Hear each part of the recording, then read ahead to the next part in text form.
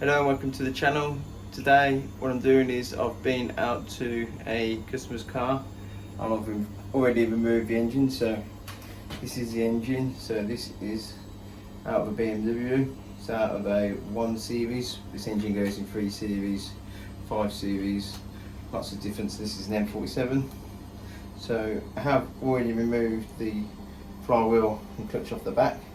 What I need to do is I'm going to put this engine on engine stand and I'm going to strip down this engine to find out what is going on. So this engine does not turn, it's hydraulically locked. So I'm going to strip it down and we're going to find out. But it has been hydraulically locked, but I don't know why it's locked at the moment. So I'm going to strip it down now. Then we're going to investigate to why this engine doesn't turn over and see if it can be replaced or repaired. So we need to find an outcome to find out if this is any good or whether we're going to repair this one. So I've removed the starter motor that was just hanging here. It's only 3 bolts, 1, 2, 3. But what I'm going to do now is I'm going to drain the oil.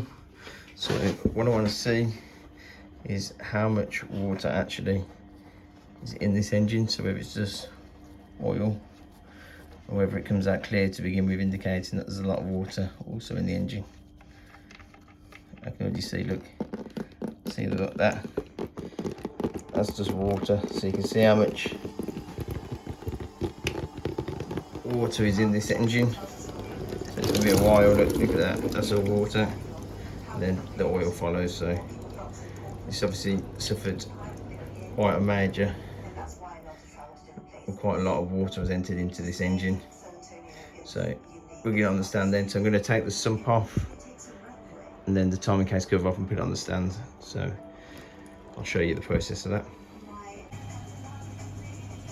So that's to remove the sump. So you can see all the bolts all the way around have been removed. Again, we come around this side. So all that's holding this on now. There's no gasket in here, this is sealant. So what you need to do is you need to put something in these little cutouts here and give it a lever.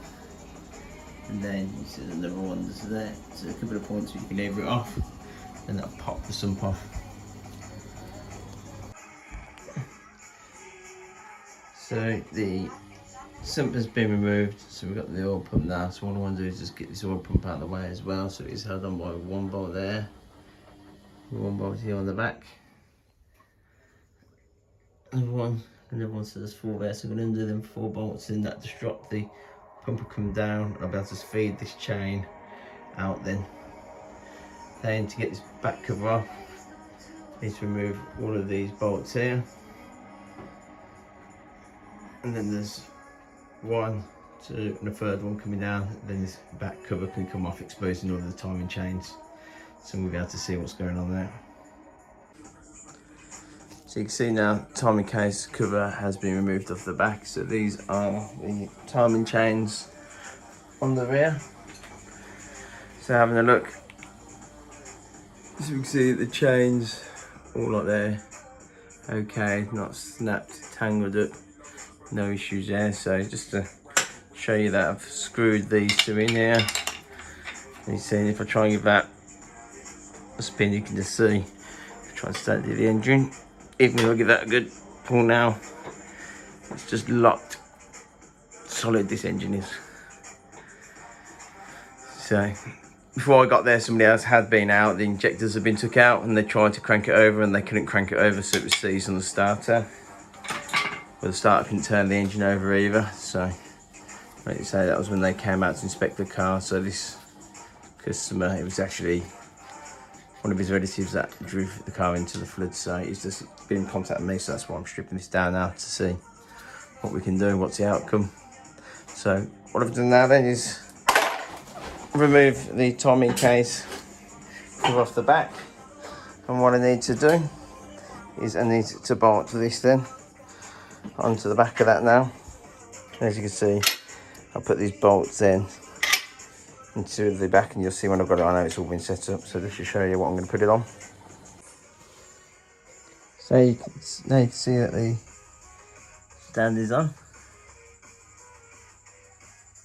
and on that side, so that's how I've got it secured. So somebody had already taken these injectors out, so the injectors should go in these holes. So they've already been took out. What I'm going to do then is I'm going to get this intake manifold off. Going to get the exhaust and the turbo off. EGR cord around the front, this wiring loom, then get the head off. So that's the way we're going to go about this now. So I've got the intake manifold off now, so it was held on by one there, one there, and there. So undo them to get to it. But what I want to show you is, if you have a look, make sure that, there you go. So you can see this engine, look at that, has water still. Cylinder number 2. And again, I'm just showing it the back one. So there you go. As you can still see, a little rock. So you can still see there's water all the way up to here, so you can't even see that when you can see all the way down, but here what you can see is water. So these are right full up to the top. So we carry on stripping, get this apart so we can see what's going on. So just to clarify where the bolts are, so see there's one there for the intake, one here, there, one down there, one there for anybody that might want to know, and again 2 that go around here as well. So undo them, then you can get this intake manifold off. So I've got all of the wiring loom removed now, so it just disconnects off various sensors. It's just held on by a couple of points round, quite easy to see. So basically, it starts to strip the engine down nice as well. Gonna get the EGR cord off the front, so we've got a 6mm bolt there, a 6mm bolt underneath here. And again, there's one through this hole. And then there's 2 bolts, can't see too well. Just gonna find my torch to clear this up for you. So you can see just down there's one. And again underneath, there's another. And at the top there, if you have a look, there is a bolt here. And again there, so these are T45s. These ones here are 6mm. So we're gonna get them undone, get this off, then we'll go around, remove the exhaust manifold and the turbo, then we'll get the rocker cover off, then we'll lift the head off and we'll see what's going on. So we're going to remove the exhaust manifold now, so the EGR cooler has been removed. As you can see, it's not here anymore. So to do that, you have to crack this bolt off, so be careful, this one can snap. And there's a 10mm that goes in there, and a 10mm that goes in there. So then what you can do is you can just pull this down and out of the way, remove this heat shield, and then as you can see, you have the bolts here. Pull the turbo and again, so fit the manifold. And as you can see, there's some here and here. And then you've got the 3 that go on the top, so I'll get them removed. And then we'll get the rocker cover off. So the manifold's off now. And we can still see signs of water here where the white parts are, so signs of water. And if I have a look inside the turbocharger, you can see the water just sat in there. So this turbo is going to need to be reconditioned at least, plus whatever engine work is going to need to be done. So let's get the rocker cover off. So first thing to do is get the valve off. So the fuel valve, as you can see, is held down by these little clamps, E10s. And then the rocker cover, pretty straightforward. There's a bunch of bolts that go around the outside. So undo all of them. And there's some in the centre as well. So let's get them out. Then we'll get this rocker cover off. So what I've done is I've took the tensioner out of this hole here. That's a 24mm. So that's okay to adjust there. And as you can see there, there's the sprocket, which is held on by 3 bolts. And they are 1, 2, 3. You can take that top chain off. So as you can see, I've just got the chain here now. Then what I need to do is take the carrier off. So as you can see, I've already started to undo some bolts here. So just do the outer ones. One that's up there. And there's some as you come down here on the outside. And then the centre ones. So just be careful, try to make them evenly. You can do the centre one so it just comes up nice and evenly. And then we're through to the head bolts. So let's just get this part removed. So we can see now all the head bolts have been undone. So what we're going to do now is lift your head off and let's have a look, see what's going on. So the head's off now. It's not looking great, as you can imagine. It's been through a flood, but you can see a lot of corrosion on that liner there on the cylinder wall. Look at the state of the piston, does not look great. Down the side there, quite a lot of rust built up. And the edge of the rings, you can see the water that's been sat in here, and again you can see down the side there, between the piston and the ring, sitting against the line, you can see very rusty. So it's going to be looking at a set of pistons, and we need to get this cleaned out, just re-owned, see if we can get rid of this rust. Let's see how this comes out. Get a measurement on there to make sure we're not overboring it. But we'll have to send that out to engineers to get that done. It's going to take quite a bit of effort to get these out, so you can see the extent of this. So it's not looking great at this point. All the valves as well. You're going to have to recut all of them valves, so the valves have to come out.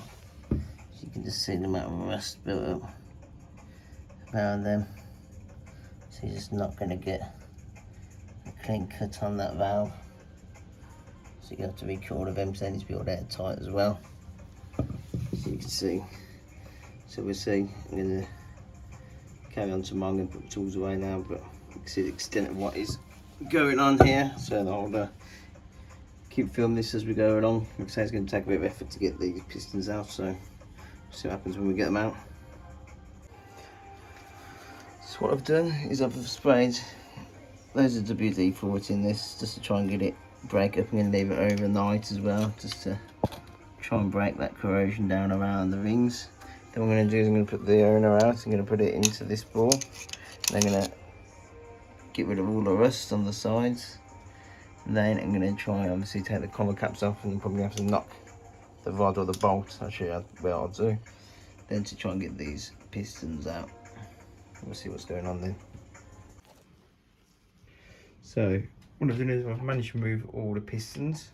So what I had to do was turn the engine over, give it a bit of a clout just on the bolt. Don't hit the conrod with it, because you could cause damage. So just on the bolt there, take the cap off, screw the bolt back into it and give it a tap. And as you can see here, cylinder 2 bent, so that's why we had it locked up. As soon as we removed this, I was able to spin the engine over. So having a look then, what I've done, so I've used a honing tool.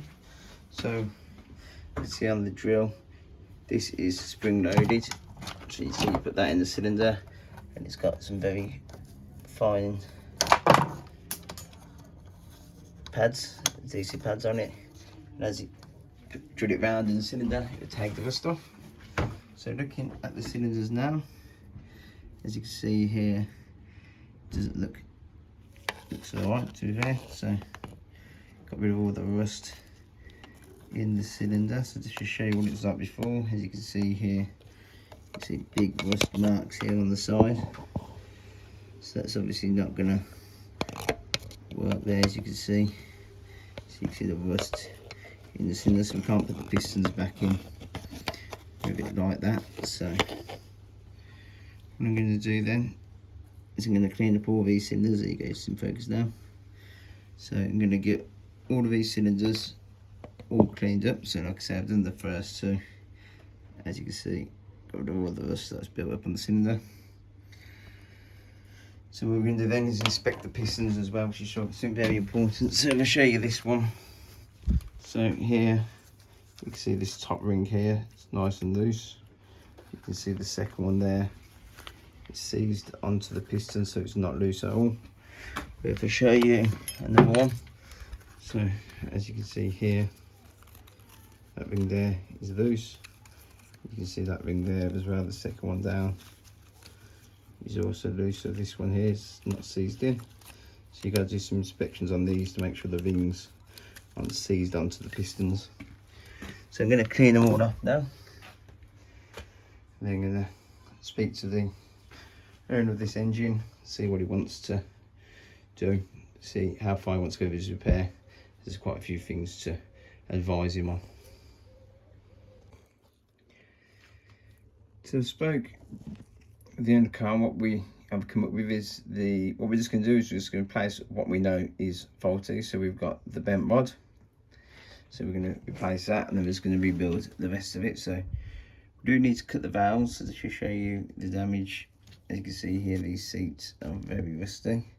So what we're going to have to do is going to have to lap these all in.